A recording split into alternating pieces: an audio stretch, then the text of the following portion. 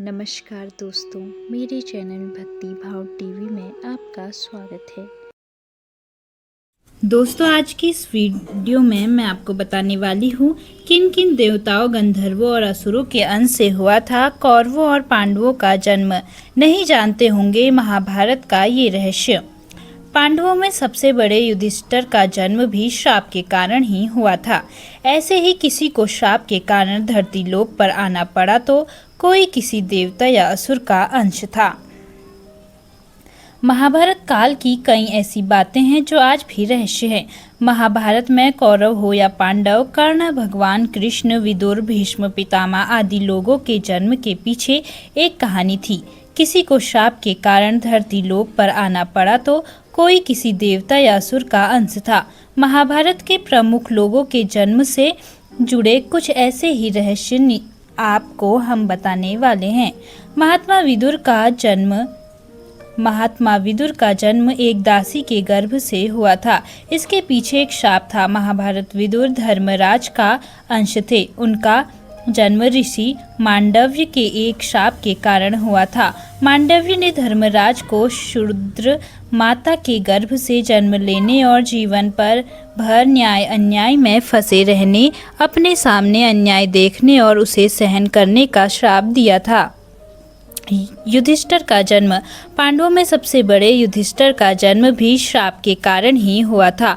महाराज युधिष्ठिर भी धर्मराज के ही दूसरे अंश यम का अंश थे। उन्हें श्राप के कारण जीवन भर कष्ट और अन्याय सहने पड़े थे।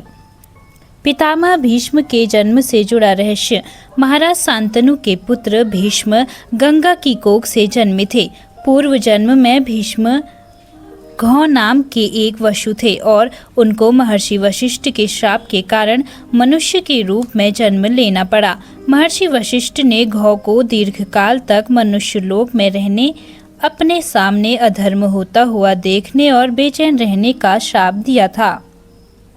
महाबली कर्ण के जन्म का श्राप। महाबली कर्ण का जन्म कुंती के गर्भ से हुआ था। कर्ण के जन्म के समय राजा कुंती भोज की कन्या कुंती कुंवारी थी। कर्ण सूर्य का अंश थे। शेषनाग के अवतार थे बलराम।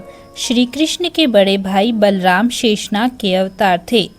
सात्विकी सत्य का अवतार थे। आचार्य द्रोण देवगुरु बृहस्पति के अंश थे और उनका जन्म तपस्वी महर्षि भारद्वाज के वीर से हुआ था।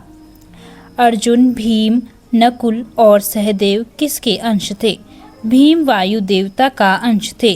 अर्जुन इंद्रदेव का अंश थे। नकुल और सहदेव अश्विनी कुमारों का अंश थे। धृतराष्ट्र के 100 पुत्र कौन कौन थे?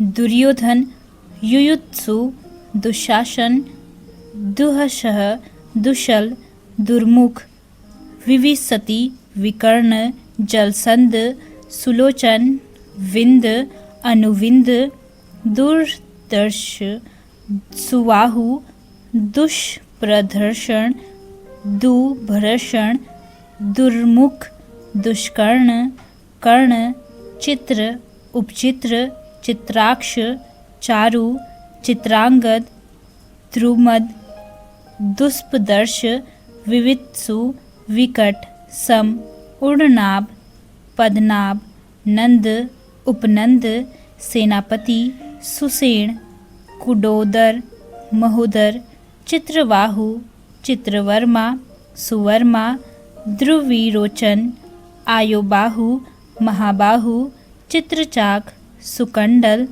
भीमवेग, भीमबल, बलाकी, भीम, विक्रम, उग्रायुध, भीमसर, कनकायु, धरायुद्ध, दृढ़वर्मा, दृढ़छत्र, सोमकृति, अनुदर, जरासंध, दृढ़संध, सत्यसंध, सहस्त्रवाग, उग्रश्रा, उग्रसेन, क्षेमुत्री, अपराजित, पांडितक, विशालाक्ष, दुराधन, दृढ़हस्त, सुहस्त, वातवेग, सुरवर्चा, आदित्यकेतु, बहाशी, नागदंत, अनुयायी, कवची, निसंगी, दंडी, दंडधार, धनुर्ग्रह, उग्र, भीमरथ, वीर, वीरबाहु, अलोलोप, अभय, रौद्रकर्मा, दृढ़रथ, अनादृश्य,